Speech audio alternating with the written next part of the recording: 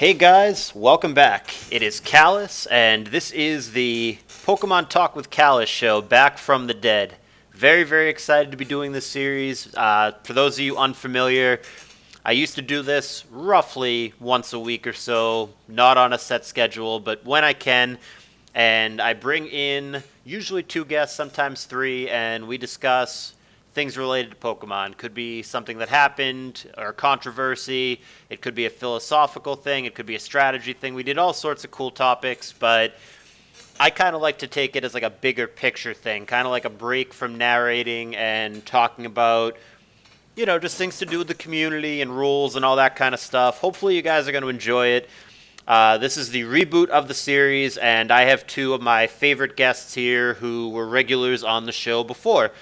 I have longtime SPL player, Pokemon veteran of over a decade, JabbaTheGriffin, and I have CALLOUS Invitational 2 defending champion, Cowboy Dan, joining us tonight.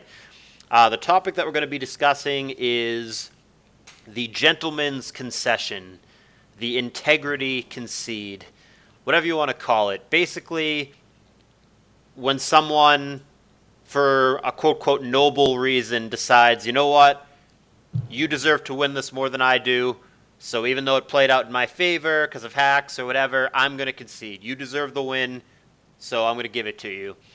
And there's a lot of controversy that comes with that. We're going to get into it in depth, the good, the bad, all that. But the first thing I want to do is get these guys to give me a briefer first reaction, first take on the rule. Give me in 1 minute or less a generalized feeling about the current state of how that rule is handled. We'll start with Jabba.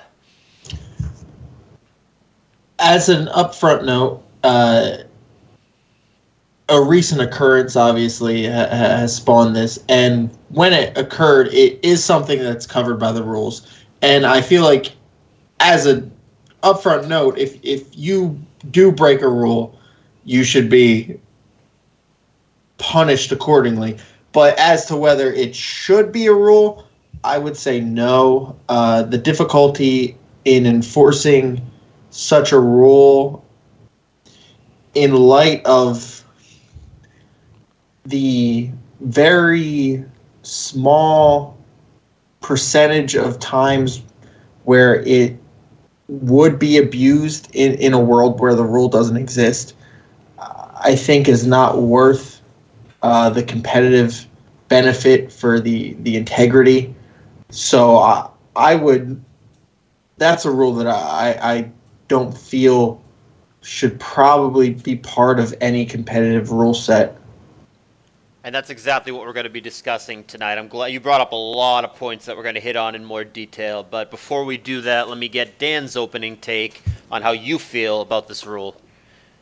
Yeah, I'm pretty much on the same page with Java, just because it's so difficult to enforce the rule. The whole point is to prevent people from allowing their friends to move forward in a tournament by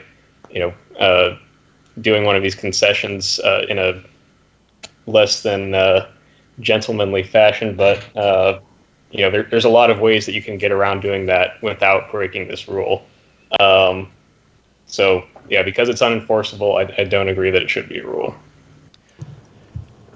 So I agree with both of them, and this would be a pretty boring show if just all three of us said, okay, we're on the same page. So what I'm going to do here is I'm going to run through various scenarios and various problems, try to be neutral, try to play devil's advocate, and we'll kind of go through different issues and different case-by-case things that can happen with this rule.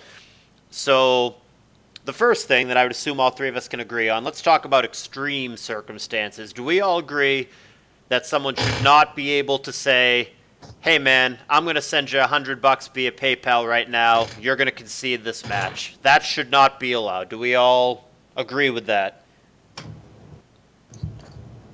Yeah, I would say I agree with that. But then again, at the same time, it's one of those things where it's hard for a tournament director to really, know that it happened without, going through some illegal means to get that information. That's kind of my problem with it too. Like, how would someone, unless they are so dumb to just blatantly talk about, hey, someone was dumb enough to give me money to concede. How would you ever find that out? But it shouldn't be. Should that be allowed, Jabba? Should I be able to say, hey, dude, I really want to keep going in this tournament. I'm going to send you $100. Will you concede? Is that worth it to you? Should that be allowed? Um, it for me, it's personally dependent on the tournament itself. Obviously, I think we can all agree that anyone that offers $100 for a tournament victory is an absolute moron, especially in a tournament where there is no prize pool. And that's kind of what I'm getting at, is a lot of these tournaments have literally zero prize pool. So if you're offering money to win in a tournament where there's no actual reward, I don't know if the rule should be that strict as to just block that. Who cares? If you really care that much, what does it negatively affect? You know, like I don't know. So you're at the point where even outright collusion, outright bribery, you could potentially be okay with. It's very tournament specific. I mean, but this is, if we're going to go down this road, it's going to break to my displeasure with the entire Smogon tournament scene as it exists and as it has gone underfunded for probably the entirety of the site's run, where a site that was making multiple hundreds of thousands of dollars a year was awarding pixels for tournament wins. But yeah, I guess I wouldn't go as so far as to say outright collusion.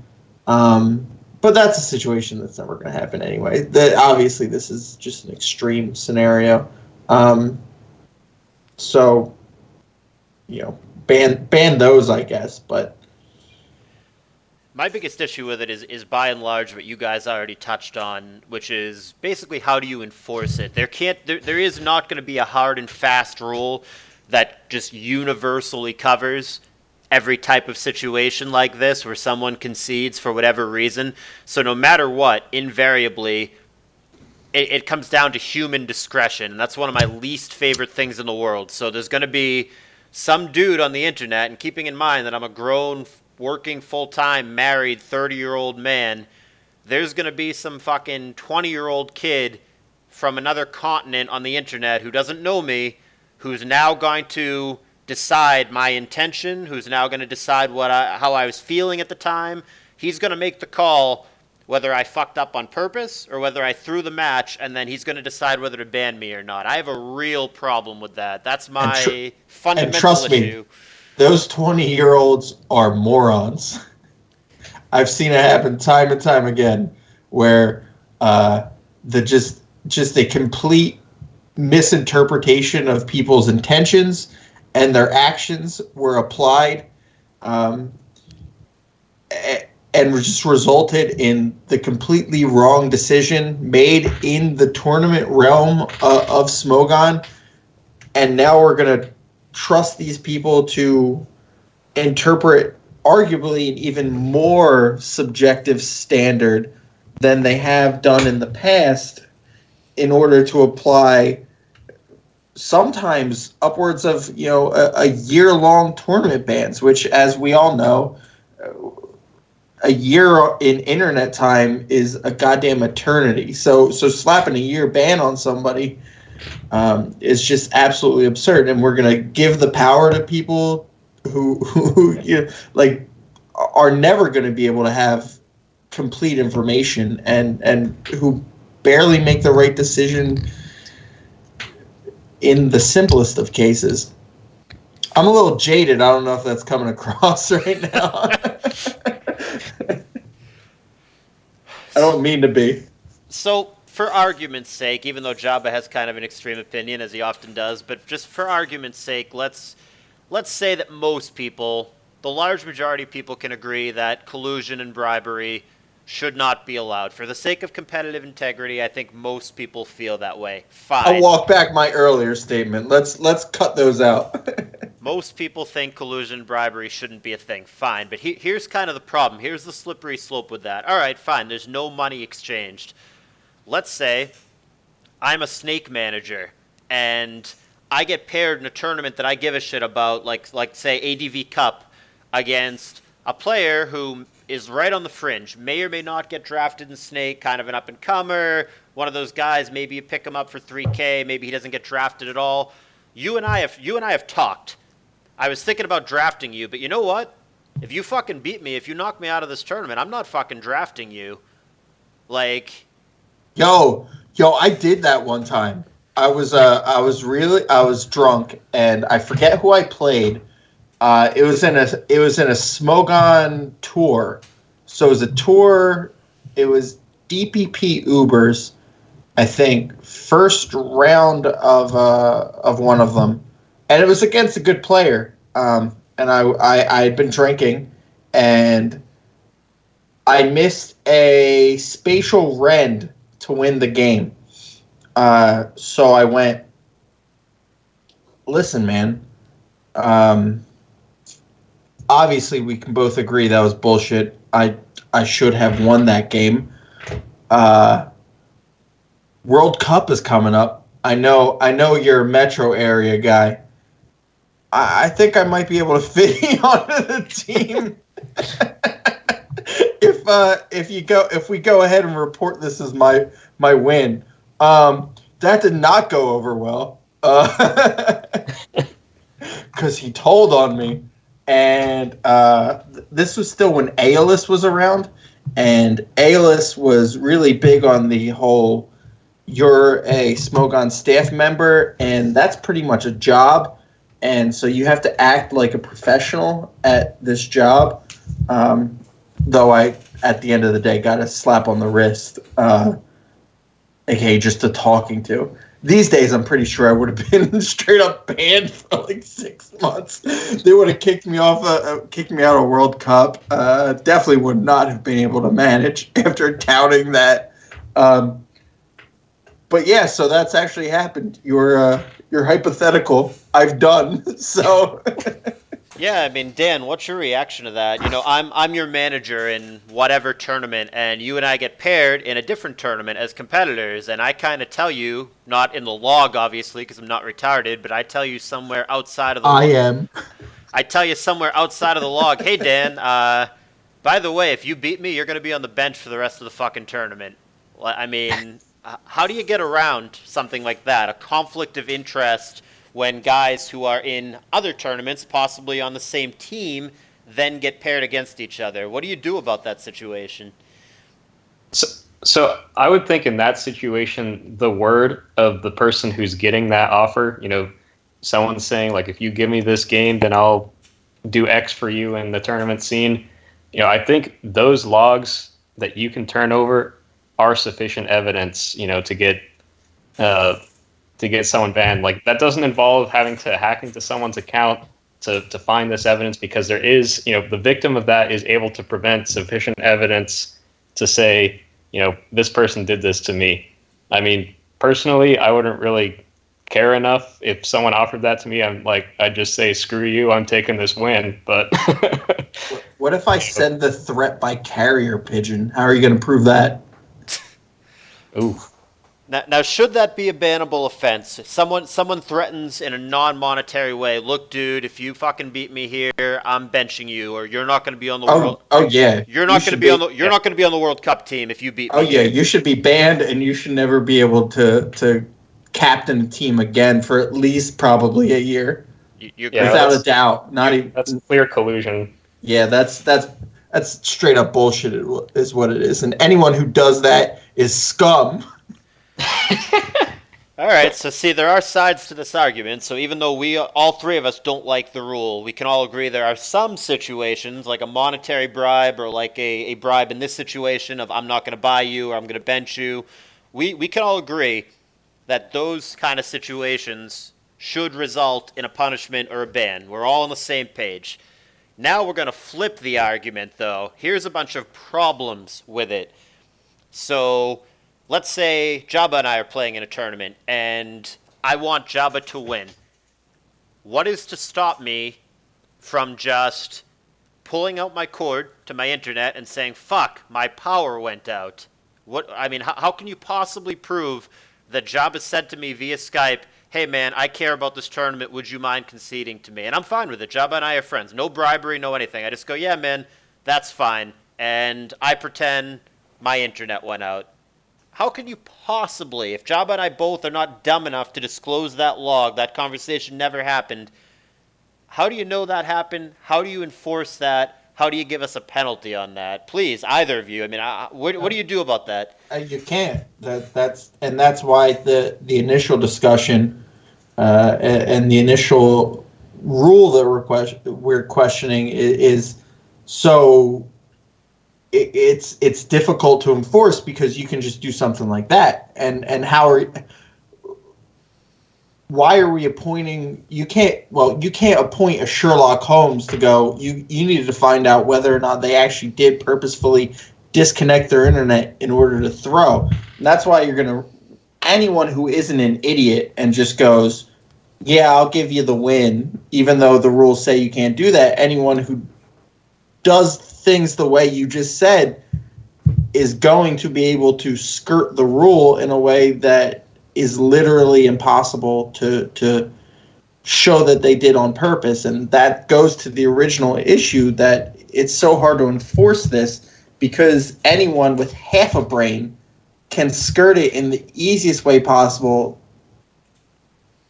That's impossible to prove. So why even have the rule in the first place? To catch idiots, I guess? So what prompted this, and this is certainly not the first or the only incident, there's been a million incidents with collusion, bribery, whatever, over the course of competitive Pokemon on Smogon. But what prompted this to be rehashed is a recent incident involving the Lanier curve. So I'm not going to go through every single thing. It's going to take too much time, and we're not going to watch the game on stream. This is not about the play-by-play or anything like that. That's a discussion for another day.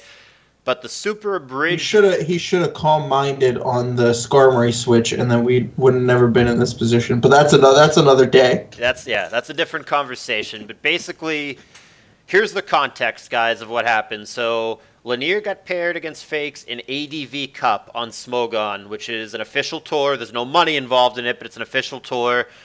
It is a best of 3, and they're all ADV games. They played against each other. They went to game 3.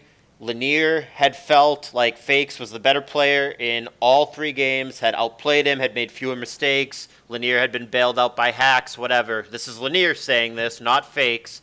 So they get into a situation in the 3rd game in which Lanier has a Sing, Ice Beam, Seismic Toss, soft-boiled Blissey. So it doesn't have Toxic and it doesn't have Calm Mind. Against an offensive Celebi with Psychic, Calm Mind, Giga Drain, Hidden Power, Fire. And by the way, guys, there's going to be a link to this game in the description so you guys can check this out and follow along and understand.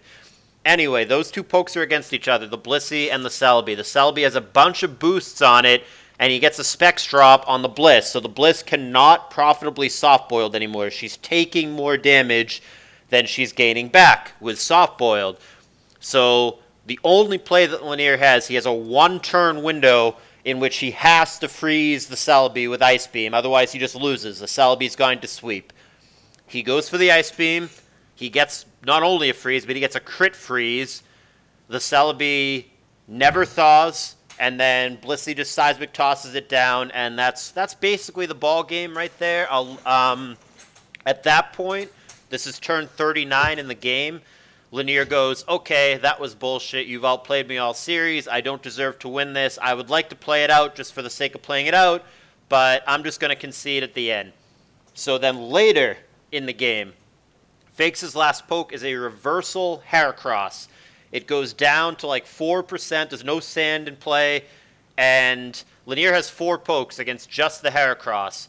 So what Lanier can do, and obviously Lanier knows this because he's really, really good, he just throws whatever stupid Pokemon in front of it. Heracross kills it. Lanier goes to his very, very healthy Metagross, who will always live the reversal, and then he just goes Earthquake, and he wins. The only out that Fakes had in that situation was a critical hit on the reversal. But what Lanier did instead is he intentionally switches the Metagross into the Heracross, lets it eat the reversal, and then the faster Heracross reversals again, and now Lanier is dead. So basically, he intentionally throws the game because he had already said on turn 39, you've outplayed me all series, I don't deserve to win, I'm just going to concede. So that happens. Fakes wins the game and therefore wins the series 2-1. To be very clear, to the fullest of anybody's knowledge, Fakes at no point offered him a bribe or said, dude, concede, I'm going to give you money or anything like that. This is Lanier on his own volunteering to do this.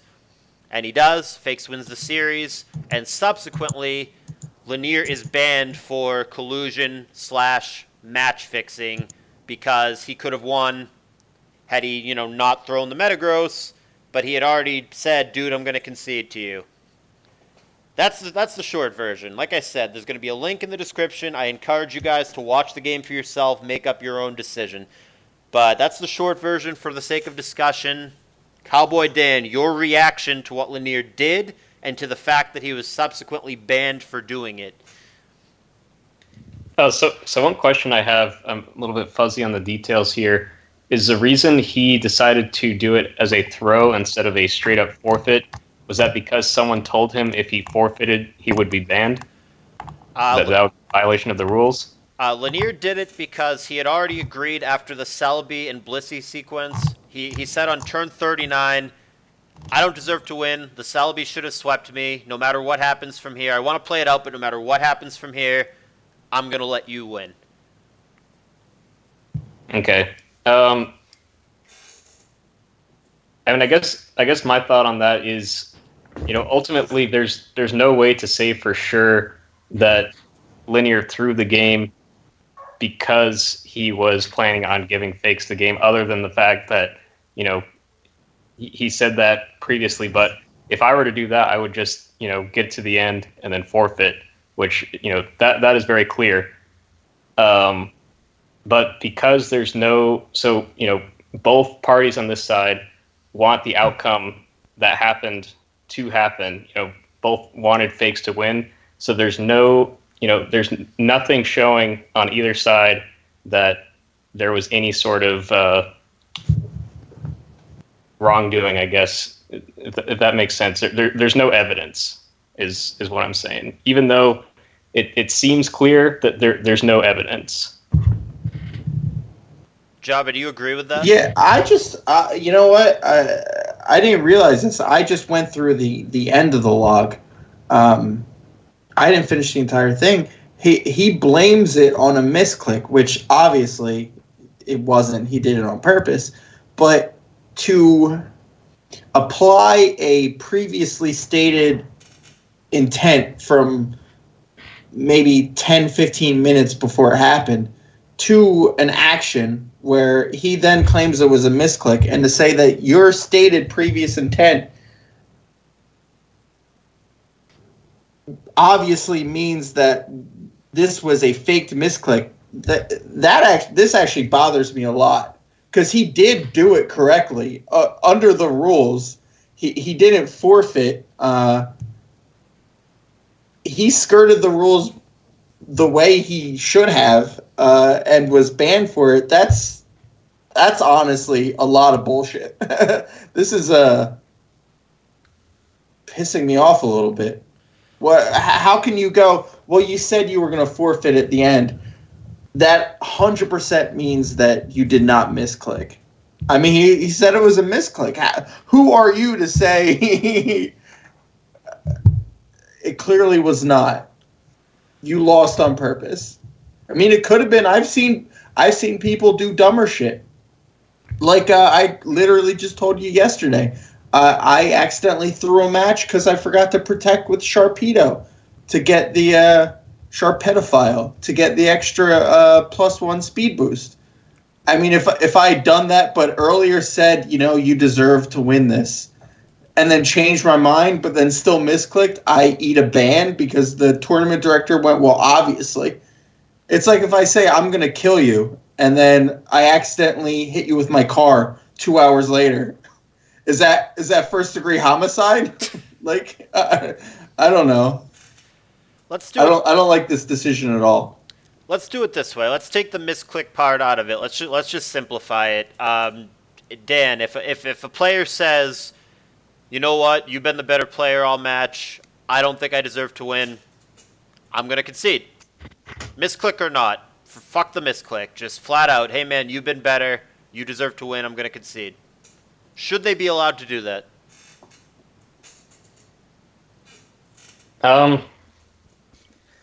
mean, personally, I don't like it when players do that. I would never do that personally, but I don't think that should really be a bannable offense.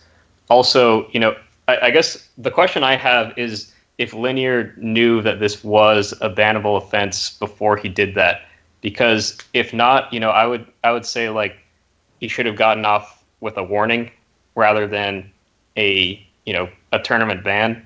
But if it was something where he said, I'm going to forfeit this if this happens, and then someone told him in that time in between that, hey, if you do this, you're going against the tournament rules, and he still did it, that's a little bit different, in my opinion. Yeah, I mean, Lanier knows that that collusion is not allowed, but I feel extremely confident in saying that Lanier did not at all view what he was doing as collusion. I think if anything, he viewed it as noble and as having integrity and going, you know what, dude, I'm going to let the better player win. I don't think he at all viewed it as trying to fuck with the match results. I don't think he was thinking that way at all. Yeah, and I think that's ultimately what it comes down to, because the only reason people can say that he did that intentionally is because of the context of him saying he would forfeit, if he got to a point where he could win. But that same context also tells you that the reason he was doing it was not for collusion purposes. It was because he felt that he got outplayed. Correct. I think the forfeit or the loss rather, was clearly intentional, but I don't think it was in any way malicious or attempting to screw up the tournament or screw up the system. He did it for the most selfless reason. Most people, 90% of people, would have said, hey, dude, hacks suck, but I'm going to take the win. Lanier did it out of a good place, out of a well-intentioned, the better players should win, which is like a really respectable thing. But obviously, the tour mods didn't see it that way. But go ahead. That same evidence that was used to say that he did it intentionally is also evidence that could be applied to saying that he didn't do it for malicious reasons. Yes. I'm going to take a step back. I'll ask the same question that I asked Dan to Jabba. So just simplifying it, take the misclick out of it. If I go, hey, dude, you've played better than me. I think you deserve to win this match more than I do. I'm going to concede. Should that be allowed? I think I've made it clear in previous discussions, and just to reiterate this point, I think if you're the type of person to do that in this specific game, I would recommend you maybe take up another game, because this is not the game to give your opponents victories because you got lucky against them. Because I'm going to tell you, the next 10 times someone gets lucky against you, they're not going to go, you played gooder, though. But I think that, honestly, you should be almost able to forfeit for any reason you want. If I have to take a shit in the middle of a match and I go, you know what, I can't play this anymore, I should be able to forfeit. Where are we drawing the line where a forfeit's acceptable and a forfeit's not acceptable? Say I thought I was going to lose. Say I looked at the current game situation and went, I have no chance of winning, and I forfeit. And a supposedly objective third party looks at that and goes, actually, based upon the move sets that we know existed, you had a 75% chance of winning. You should have forfeit, so you're banned. Where's the line on what's an acceptable forfeit and what's not an acceptable forfeit? You have no idea how happy I am that you brought that up. I actually planned for one of you to say pretty much exactly that, and I have a fantastic example prepared for you guys. I didn't tell either of you that. Thank God. I didn't tell either of you that I was going to do this, but this actually involves our very own Cowboy Dan, as a matter of fact. Uh-oh. So there's going to here's some context for this. So this is in CALLOUS Invitational 1, and we're deep in the tournament. It is round 5, so like we're at the point where we're very close to playing for real money. It is Dan against BKC, and I want to be very clear that I have no issue at all with BKC. He's one of my friends. I like him a lot, and I don't think Dan or BKC have issues either. This is all old drama. I'm not trying to rehash it. Everybody's cool. But for discussion's sake, so it's Dan against BKC, and Dan as a person, personality-wise, is someone who gets bothered by people who bitch about the game or people who rage or whatever. Dan is more sensitive to that than most people. It throws him off. So they're in Game 3 of their best of 3, and BKC has been complaining about hacks or whatever throughout the whole match. He's been kind of raging in the chat, kind of being a jerk. So they get to the third game, and they get into a late game situation, and at this point, Dan is very, very tilted by the shit that BKC has been saying. And it's clear as day to BKC and to the spectators that Dan should win this game, that BKC has no way to win, and that Dan clearly has a sequence which guarantees his victory. Dan's off his game, Dan doesn't see it, and they're just switching back and forth doing nothing for 10, 20, 30, 40, 50 turns, and BKC goes, all right, dude, how long are we going to fucking keep this up? Is this a tie or what? Dan is pissed, and Dan goes, yeah, man, it's a tie. Let's play another game. They play a fourth game. Both players agree that the previous game is a tie. They play a fourth game. BKC wins, knocks Dan out of the tournament. And ultimately, what should have happened is that Dan wins the series 2-1 and continues on in the tournament. And this is relevant, too, because BKC ended up playing in the matches for real money. Now, this is obviously not a Smogon tournament. I'm not Smogon. This is in my invitational. But like a situation like that, and I'm going to send both of you guys the replay real quick if you guys need context on this. I remember this all too well. Yeah. Gonna send it over. So, like, in that situation, this is a flawless example. It's clear as day that Dan should have won this game. Everybody but Dan could see that Dan has a 100% victory in this game if he plays correctly, and he would have seen it 99% of the time. He was just really tilted. He didn't see it, and they went to a Game 4. Regardless of the outcome of the Game 4, can you imagine if a third party on Smogon or whatever, some authority figure, stepped in and said, you know, Dan, it's clear as fuck that you should have won this game. The obvious sequence of play is right in front of you. I think you lost on purpose. You're banned. Does anybody see a fucking problem with that? Like, I mean, Dan, what would your reaction be if, because you missed what should have been your win, you are subsequently punished for not taking a game that you should have won? At that point, I would have been like, oh, yeah, that's totally it. I was cheating. Yup. You know what? Actually, let's roll it back a little bit and just give me the win. I mean, hindsight 2020. I mean, I didn't get to rule on this situation. This is 2 years ago. I don't know what I was doing at the time. I was at work or whatever. But basically, the players agreed to the tie without me being there, seeing what the hell was going on. By the time I was done work or whatever it is I was doing, they had already played all 4 games and it had already been decided. I probably would have stepped in and done something differently, but I didn't have that opportunity. But like basically, my question to both of you, Jabba might still be watching the game. I sent him the replay to kind of see the situation. But starting with Dan, and then once Jabba catches up to the situation. No, I remember it. Sure, then we can start with Jabba, either or. Basically, how do you resolve this situation as a tournament organizer? What should happen in this kind of situation? Exactly what they agreed to. You tie the game and you play a 4th game. I mean, if a player doesn't see his victory and agrees to a tie, that it's not for me to apply intention without evidence. You agree? Unless there's some log that says, "Hey, let's just tie this one and play again." That's not my role as a tournament director. Do you agree with that, Dan? Yeah, no, I agree with that. So we're all on the same page with that. So this is kind of one of the hugest holes in the overall argument about this topic. Is there any reasonable scenario in which Dan is to be punished for what happened in that game? Is there any scenario where you can justify banning Dan for what happened in that game? In my mind, that is ridiculous. I can't in any way justify that a third party steps in, watches that game, and said it's clear as day that Dan should have seen the path to victory.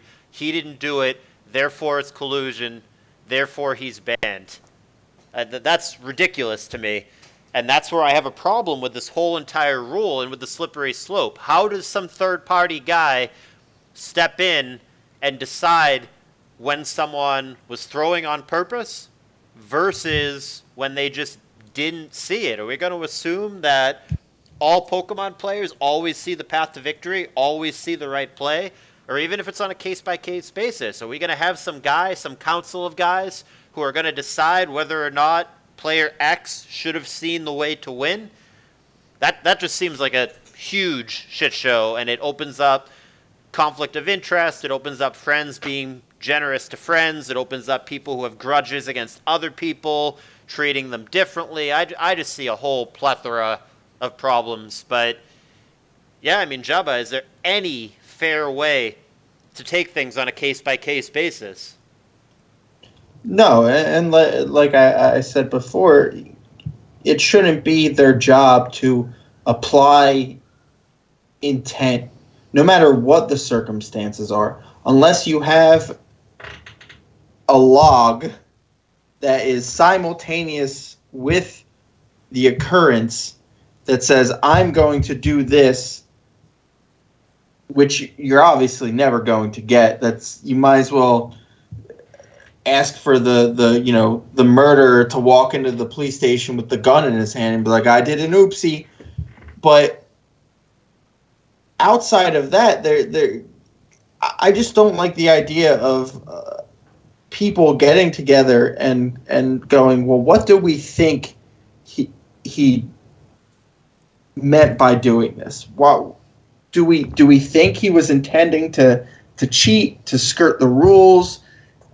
I don't think there's any way where you can apply rules that require an intent in competitive Pokemon. You know, there's not a good set of fact finders that you can have to sit there and really analyze this person's state of mind. What are you going to call in an expert on this one? Like, it doesn't make any sense to me, at least. What about you? Yeah, go ahead, Dan. The other thing is, like, you have to take into, like, if you say, like, okay, this is the rule we're setting, now you have to look at every single forfeit, every single disconnect, every single throw as if it's, some sort of malicious intent, and that's just completely unreasonable to me. So is there any scenario, a log is different, if someone explicitly says in a log, I'm going to bribe you, I'm going to collude with you, I'm going to bench you, whatever. A log is different. Is there any scenario, this is an open question to both of you, in which a penalty, whether it's a ban or not, a penalty should be enforced without a log? Is there any situation where that should be a thing? Not under this specific umbrella. And maybe not under any umbrella, but I'm not really thinking about what potential, maybe if someone brings nothing but level 5 LC Mons to to an OU match, maybe that's a different story. But in this specific set of rules, no, I don't believe so. What about you, Dan? Is a log required as far as you're concerned in order for a punishment to come down, or are there scenarios in which a log is not required and you could still enforce a punishment? And if so, how do you define that? I can't think of a situation where a log would not be required, or at least, if. Yeah, I mean, the only ways I can think of collusion being a punishable offense is if the person who is offered to collude goes to the tournament director, or if, say, they go to one of their friends and talk about it, and that person then goes to the tournament director and rats them both out. Those are the only situations I can think of. So here's the real question through all of this, and this is where it gets hard, and I'm going to give you both an opportunity to go as long or as much detail as you want with this, but if we all agree that there's a bunch of gray area, that human discretion sucks, that there's no good way to do case-by-case basis, basically if you're in charge of Smogon or whatever the major site is, or if you're running a tournament, what should the rule be? How exactly, textbook, should this be stated as to what's allowed, what's not allowed, how it's going to be enforced? Tell me, in the real world, not some idealistic thing where we all have perfect information about everybody else, what should the rule be? Exactly how should the rule be stated? Under what scope are we talking about? Solely under the scope of an intentional forfeiting? Yeah, you Jabba, are going to be in charge of all Smogon tournaments from now on, and you have to write down somewhere in text so everybody can read it and understand it. You have to write down what the rule is going to be regarding forfeiting to your opponent in official tournaments. How would you write and define the rule? I probably would not include a specific rule as to forfeiting. I don't think it lends itself to a rule that can be easily defined. I would have to throw in some kind of generic catch-all at the end of my rule set that kind of includes any necessary actions that the tournament directors may need to make to maintain the competitive integrity of the tournament. And under that rule, I would personally only enforce it in extremely egregious scenarios. I don't think I would want to put in a rule that is extremely difficult to define and enforce, and try to carve out some caveat that allows for those egregious scenarios. I would rather just have it under some sort of catch-all. And Dan? I would probably say, write it in such a way so that if evidence is submitted that a particular player has attempted to collude with another player, then, that player will be banned, if that makes sense. So, let's say, you offer to someone, hey, I'm going to pay you $100 to, throw this game. If that person that you offered that to turns you in, I think that should be a ban, and I think that should be enough to prevent people from doing that because the risk, just makes it too high.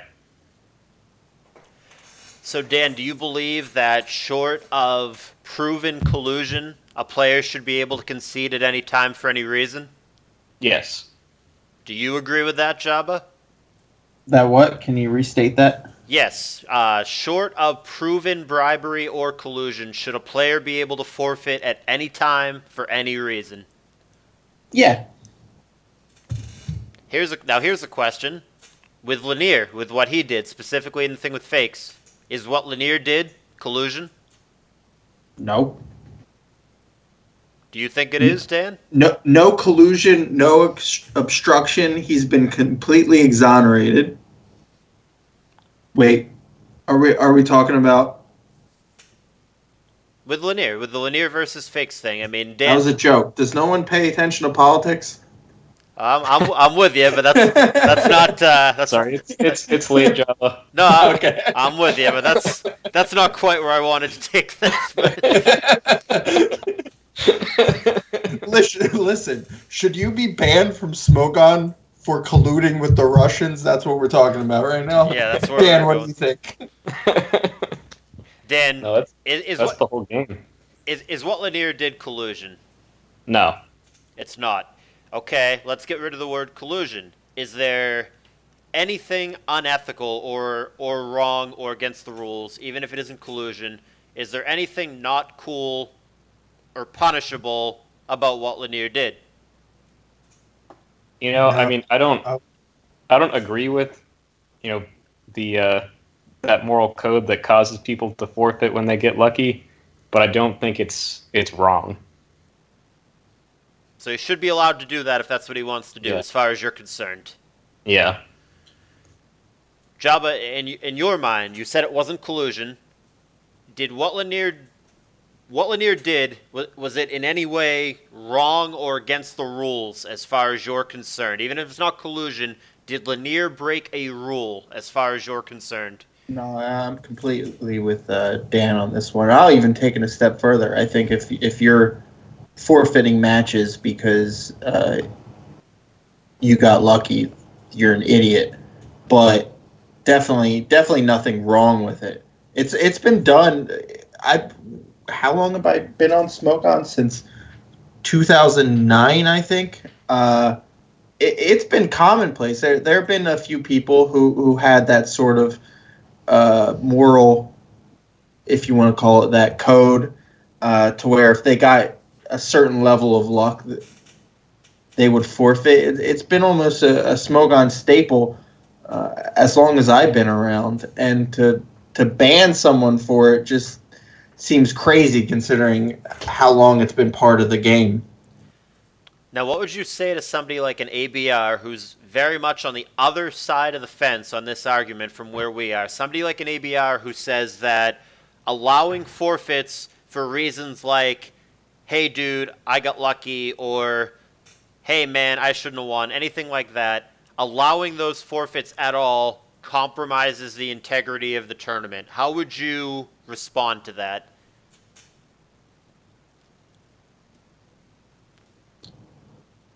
Either of you? Something wrong? Why am I not hearing either of you guys? I'm thinking. Gotcha. First time for everything.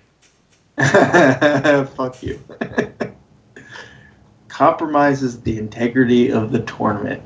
That is what ABR sincerely believes. He believes that it is against competitive integrity. It is against the integrity of the tournament if you are getting what he would consider a dishonest match result because of a gentleman's forfeit. How would you respond to that argument? I mean, it's hard to respond to an argument that bases itself on competitive integrity. And I know I use that exact phrase to say I would add a catch-all in, but that's only for the most egregious cases. This entire situation is a sort of sliding scale. How much are you throwing off the competitive integrity if in a match between two equal players, one gives a win to the other one? In a tournament where the only reward is a few pixels, it just, like I said, it's a sliding scale, and there's really, I mean, does it throw off the to the letter competitive integrity of the tournament? Yeah, sure, because the person who ended up winning is not the one that should have ended up winning. But I think that needs to be weighed against the relevancy of that change in the tournament. I mean, what does it matter? What does it matter whether who goes forward into the next round between fakes and linear curve? What relevance is that at the end of the day? So your argument is yes, on a technical level, I guess it does compromise the integrity because person A won instead of person B. But what fucking difference does it make is your argument. It doesn't matter. Even if it does compromise it, it doesn't matter. Yeah. I mean, there are similar things, similar levels of situations that are going to affect the competitive integrity of a match. You literally have tournaments where coins are flipped because two people could not schedule a match. That affects the competitive integrity of the tournament. In a perfect world, we would force everyone to play their match. That's a fair argument. Dan, I'm going to ask you the same thing. I'll have you defend your argument. How do you respond to like an ABR kind of guy who says that allowing forfeits for any reason, hey, dude, my stomach doesn't feel well, I'm going to just go on the toilet and forfeit? If he believes that compromises the integrity of the tournament, what would you say back to that person? So just to clarify it from ABR's position, or this another hypothetical person with this position, does forfeiting because say let's say you're in the middle of the game and your wife texts you and says, I'm having the baby now. So does that compromise the integrity of the game as well? Because, I mean, I guess ultimately the way I tell see that logic, bitch to wait. you got a match going on. Ultimately, the way I see that, like the logic of that argument is, when we decide to play this game, we say, like, yes, this game has luck. That's part of the game. If we want to keep the competitive integrity of this game, we make the decision that the game decides.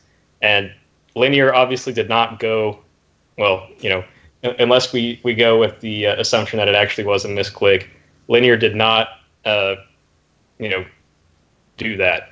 But I guess my question is, would he have been banned if he just decided to leave and it wasn't because of the luck? And I don't think that's the case. I mean, I might be wrong about that. And because of that, I don't think it should be a bannable offense, because I don't think it's any different from leaving the match because you think it's less important than something that came up in real life at that moment. And I don't think that should be a bannable offense. So by extension, I also don't think forfeiting because of luck should be a bannable offense as well.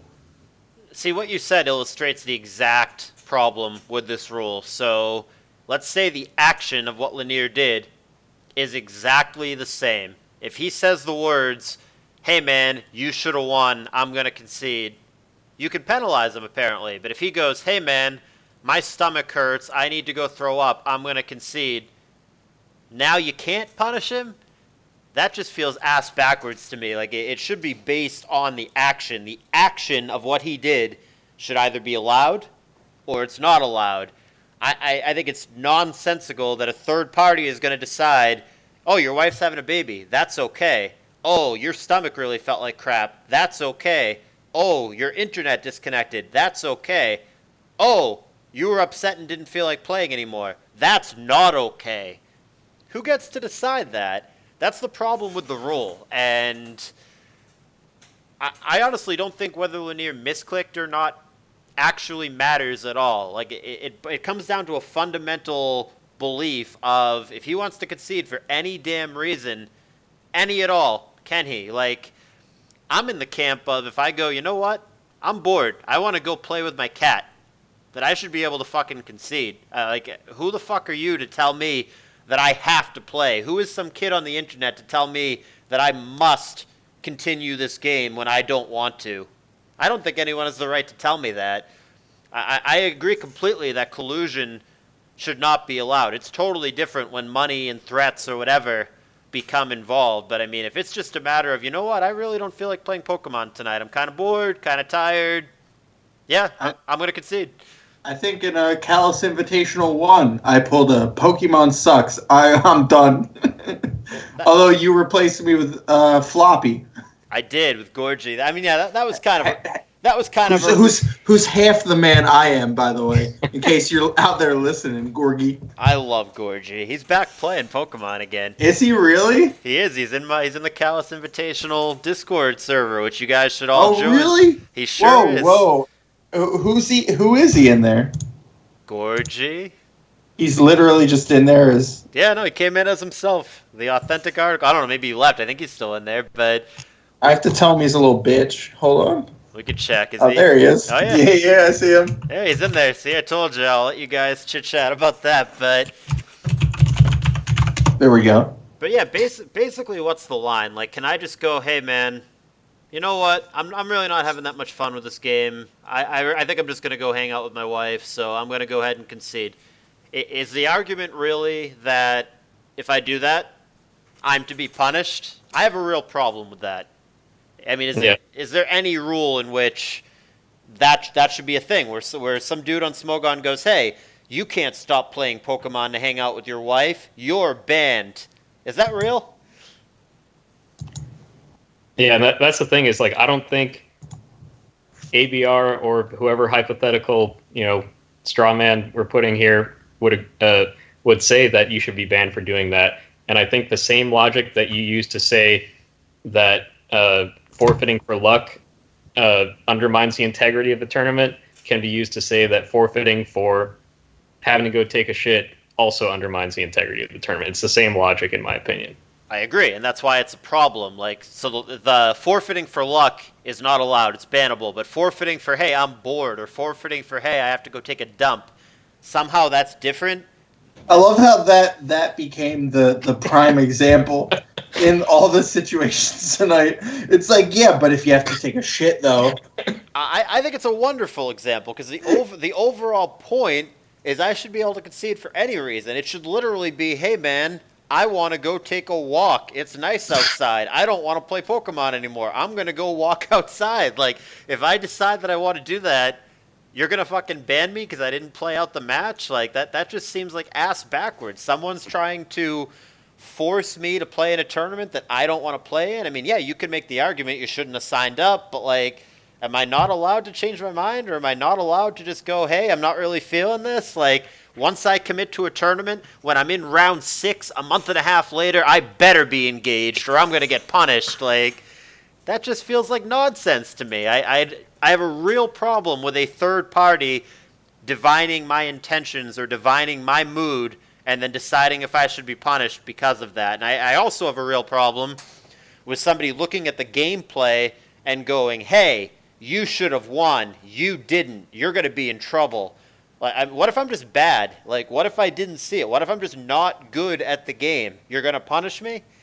I have a real problem with it. Yeah, like say Lanier didn't say those things. I've seen situations. I've been playing for 10 years. I've seen plenty of situations where good players have made similar mistakes to the quote-unquote misclick that made him lose the game. The switching the Metagross in on the Heracross. I've seen countless times where people have done similar things to lose very important matches. And where do you draw the line where I know your intention on this? I knew that you threw, compared to, oh, you were just an idiot in this game. Who's supposed to be the arbiter of that distinct line? Well, I'll ask it this way then. Let's say that there's no chat log in the game. There is, obviously, but for argument's sake, there's no log at all. There's no words exchanged other than GG. If the exact same sequence played out without words, would Lanier have been banned? No. They would have went, wow, he really fucked up, didn't he? Do you agree, Dan? Do you think if the exact same thing happens that did happen, only there's no talking, would Lanier have been banned? I don't believe so. See, I have a real problem with that. Like, it shouldn't be what you say, unless it's like a threat or racism or something. What you say should not get you banned. It should be the action. Either what Lanier did, the action, is allowed, or it's not allowed. It should not be allowed if you don't say certain words. I have a problem with that. Technically, saying words into chat is an action. And that's probably what he actually got banned for. We are coming up on that hour, and I know it's late and we're all tired, so I'm going to give both of you an opportunity to just give me some closing thoughts, and we will wrap this up. What do you think, boys? Well, 7 years ago. What do you think, Dan? I think I definitely should have gone with that cheating excuse when I lost to BKC. Yeah, I that's. I mean, no, I mean he's joking, but I mean that's the exact same problem with it. As far as all three of us are concerned. Well, here's a question I have. I'm going to take back my last words because I have something more important to say. You said earlier that you might have stepped in on that situation to resolve it differently. I don't think that you should have, and I think you should have let it play out the way it ended up playing out. What do you think you would have stepped into done, and why do you think you would have had such an authority? I mean, obviously, outside of the fact that it's your tournament, you can do whatever the fuck you want. Right. But why do you think that you could have been the arbiter of that situation where Dan clearly thinks it's a tie? Everybody else in the world knows that Dan actually wins if it plays out. As a tournament runner, shouldn't it be your role to go, well, the player thinks it's a tie, he's allowed to call it a tie and start a new game? Yeah, that's precisely right. You answered both parts of the question. What could I have done? Whatever the fuck I want, because it's my money in my tournament. But what's the proper thing to do? Exactly what you said. It sucks, because like the second I saw the replay, without even knowing what happened, it was clear as day to me that Dan should win the game. But I mean, if I'm a neutral organizer, a neutral third party, I don't get to, send Dan a Discord message while the game's going on and be like, dude, why don't you just fucking do this? Like, that obviously, in a huge way, compromises the integrity of the tournament and shouldn't be allowed. So, I mean... Earlier you said you might have stepped in and done something, which kind of conflicted with the way this discussion had been going. So I was curious if you actually would have stepped in and done something. That's kind of... I brought it up basically because it ties into the discretion argument. I think in that situation, even though it sucks and even though Dan should have won, and who knows what would have happened from there, maybe Dan wins the whole tournament if he wins that round. Who knows? It could. Dan could never win a Callous Invitational. Yeah, wouldn't happen. Yeah, but like, that's the whole problem. You have to allow the tie in that position as much as it sucks, and there's no way that I could justify either punishing Dan for not seeing it or stepping in and going, Dan, poke, poke, do this. Like, I think both of those are way more egregious and way compromise the integrity of the tournament far, far more than somebody going, I shouldn't win, I concede. I think me meddling there and telling Dan what to do or banning Dan from my future tournaments for not seeing the path to victory, I think that's way more fucked up than saying, hey, dude, I concede. In my opinion. Agreed. It's actually crazy if you think about it. There's a lot of current Smogon rules that actually require that level of analysis by the tournament directors. I don't know if it's the rule anymore, but for a while they would, on the case of a disconnect, they would come in and they would analyze how the game was going to go based on move sets to determine who should win. And it's like, why are we giving this level of discretion? I think they did do away with that. I think it was just if you disconnect, you lose. And based on our discussion tonight, I think the entire rule set should go in that direction. You should be cutting out human analysis of situations that can't properly be analyzed by a neutral third party. Yeah, I think that's by and large the biggest takeaway of this whole thing, that if a rule can be black and white, if we can take out the human discretion element, then we would really Exactly, yes. love to do that. Obviously, in every single individual circumstance, that can't be a thing, but there's just so many problems, whether intentional or not, when you're leaving rules in the hands of human discretion. And when it gets into something more important than playing for pixels, when we start talking about playing for money or things like that, it just becomes even more of a shit show, and that's why I believe it needs to just be a black and white defined rule as much as possible, as opposed to letting supposedly neutral, and he might not be neutral, maybe he's friends with somebody or whatever, but a neutral third party coming in and deciding what somebody else was thinking. Word is bond. I think that about wraps it up. We're at 1:06 on time. Either of you guys have anything to add, or are we calling that a topic? I've said my piece. I'm good. Perfect. Alrighty, I had fun. I hope you guys did too. You guys, the viewers, all the links that you're going to need, the link to the Lanier game, the link to the Dan and BKC game, the link to my Discord channel, all that stuff is going to be in the description. Make sure to let me know with the like button and with the comment section if you enjoy this series and want us to do more of them. And on behalf of all three of my guys, Dan, Jabba, and myself, thanks for watching, and good night.